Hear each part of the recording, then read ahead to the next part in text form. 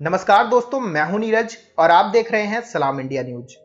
दोस्तों, वैश्विक राजनीति लगातार बदलती जा रही है, चाहे फिर इजराइल और यूएई रिलेशन हो या भारत फ्रांस और जर्मनी रिलेशन हो। बता दें कि जर्मनी को यूरोप की आर्थिक महाशक्ति कहते हैं और वहीं फ्रांस के पास यूरोपियन यूनियन की सबसे ताकतवर आर्मी है और इन दोनों ही देशों के साथ भारत के बढ़ते प्रभाव से चीन बेचैन हो गया है। दरअसल पिछले साल फ्रांस के प्रेसिडेंट इमैनुअल मैक्रोन चीन की यात्रा पर गए थे। इस यात्रा के दौरान चीन फ्रांस के साथ डिफेंस डील साइन करना चाहता था, लेकिन फ्रांस ने चीन की उम्मीदों पर पूरी तरह से पानी फेर दिया।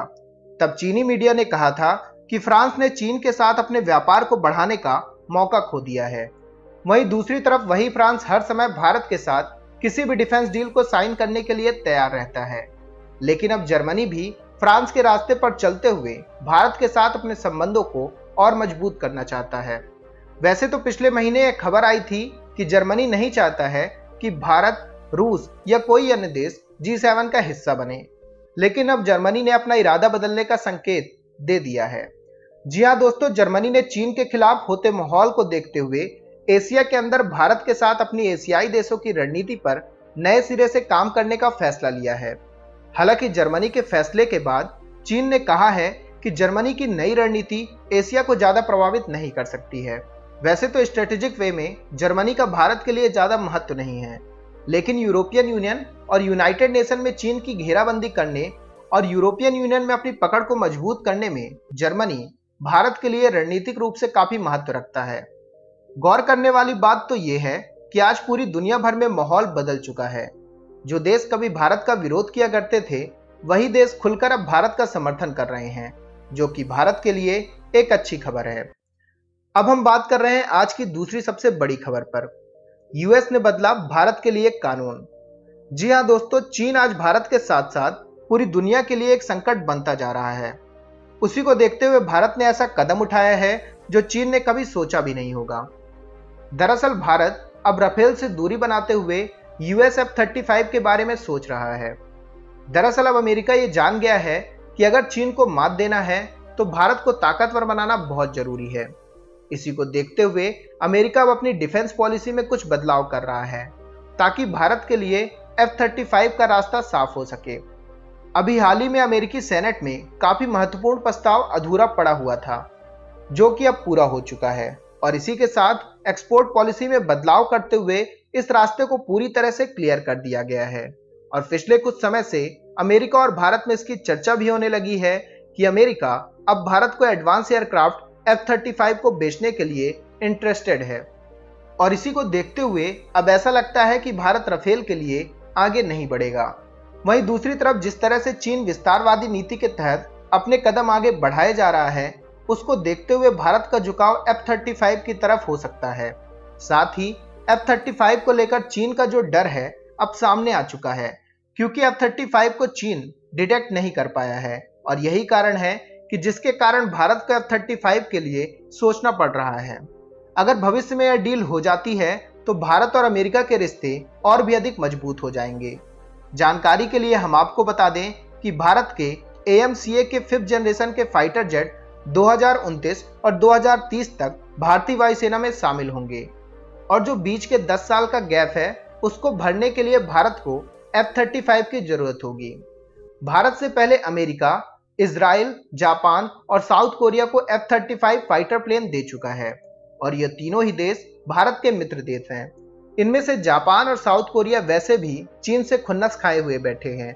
ऐसे में भारत के पास भी F-35 का होना जरूरी है। पर दोस्तों, F-35 में ऐसी क्या खास बात है जो इसे बाकी फाइटर जेट से अलग बनाता है? तो दोस्तों, हम आपको बता दें कि F-35 एक 5th जनरेशन फाइटर जेट है। इसे अमेरिकन कंपनी लॉकहीड मार्टिन ने बनाया है। यह एक सिंगल सीट और सिंगल इंजन वाला फाइटर प्लेन है। यह फाइटर प्लेन किसी भी मौसम में उड़ान भर सकता है। इसको इस तरह से डिजाइन किया गया है कि यह ग्राउंड अटैक के अलावा हवा में भी दुश्मन के छक्के छुड़ाने में कामयाब हो सकता है। F-35 की सबसे बड़ी खासियत तो यह है कि यह दुश्मन के रडार में नहीं आता है। रडार में ना आने की वजह इसका आकार और इसका फाइबर जेट है। इसकी वजह से यह रडार से गायब हो जाता है। बात करें इसकी स्पीड की तो इसकी स्पीड 1930 किलोमीटर पर आवर है। यह फाइटर जेट 910 किलोग्राम के 6 बम ले जाने में सक्षम है, जो दुश्मन को पूरी तरह से बर्बाद कर सकते हैं।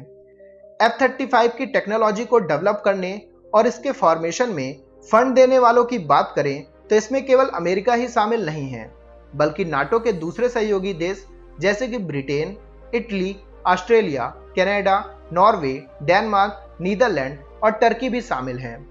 हालांकि 2019 में टर्की को इससे बाहर कर दिया गया था। कुल मिलाकर F-35 दुश्मनों के लिए काफी खतरनाक है और जल्द ही अमेरिका और भारत इसकी डील कर सकते हैं। अब हम बात करते हैं आज की तीसरी और आखिरी बड़ी खबर पे। भारत की कार्यवाही से चीन को बहुत बड़ा हुआ आर्थिक नुकसान। जी हां दोस्तों, ये तो हम सभी जानते हैं कि भारत और चीन के बीच का सीमा विवाद लगातार बढ़ता जा रहा है। दोनों ही देशों की सेनाएं एक दूसरे के आमने सामने हैं। वहीं इस भारी तनाव के बीच चीन चालाकी दिखाते हुए बातचीत की बात कर रहा है। हालांकि चीन खुद सीमा पर लगातार उकसाने वाली गतिविधियां कर रहा है, जिससे साफ समझा जा सकता है कि चीन के कथनी और करनी में कितना बड़ा अंतर है। वहीं दूसरी तरफ भारत चीन से बात भी कर रहा है, साथ ही उसके खिलाफ कार्यवाही भी कर रहा है। बता दें कि हाल ही में हुई झड़प के बाद मोदी सरकार ने पबजी समेत 118 चाइनीज मोबाइल ऐप पर एक बार फिर बैन लगा दिया था। टिकटॉक के बाद से पबजी पर मोदी सरकार की कार्यवाही ने चीन को बड़ा आर्थिक चोट दिया है। खबर है कि भारत में पबजी बैन होने के बाद चाइनीज टेक्नोलॉजी कंपनी टेंसेंट को अपने मार्केट वैल्यू में जबरदस्त नुकसान उठाना पड़ा है। महज 2 दिनों में कंपनी को $34 बिलियन का नुकसान झेलना पड़ा है। ब्लूमबर्ग के अनुसार टेंसेंट के मार्केट वैल्यू में यह दूसरा सबसे बड़ा नुकसान है। इससे पहले last month US president Donald Trump ने वीचैट पर बैन लगा दिया था। तब टेंसेंट को लगभग $66 बिलियन का नुकसान हुआ था। इस रिपोर्ट के मुताबिक कंपनी ने एक बयान में यह भी कहा है कि टेंसेंट यूजर की प्राइवेसी और डाटा की सिक्योरिटी को गंभीरता से लेता है। हमारे ऐप हमेशा भारत और अन्य बाजारों में लागू डाटा सिक्योरिटी रूल्स को फॉलो करते हैं। हम भारतीय डाटा को सुरक्षित रखने के लिए भारतीय अधिकारियों से बात करने के लिए तैयार हैं। पबजी को सरकार द्वारा बैन करने के बाद इसे गूगल के प्ले स्टोर से हटा दिया गया है। जानकारी के लिए हम आपको बता दें कि पूरे भारत में लगभग 17.5 करोड़ पबजी यूजर थे। पबजी दुनिया का 8वां सबसे हिट गेम है। जुलाई मंथ में कंपनी ने 1400 करोड़ रुपए की कमाई की थी और ये गेम सबसे ज्यादा भारत में डाउनलोड किया जाता है, जिससे आप खुद समझ सकते हैं कि भारत में पबजी के बैन होने से चाइनीज कंपनी को कितना बड़ा धक्का लगा है। तो दोस्तों, अभी के इस वीडियो में बस इतना ही। तमाम अपडेट्स के लिए आप बने रहिए सलाम इंडिया न्यूज के साथ।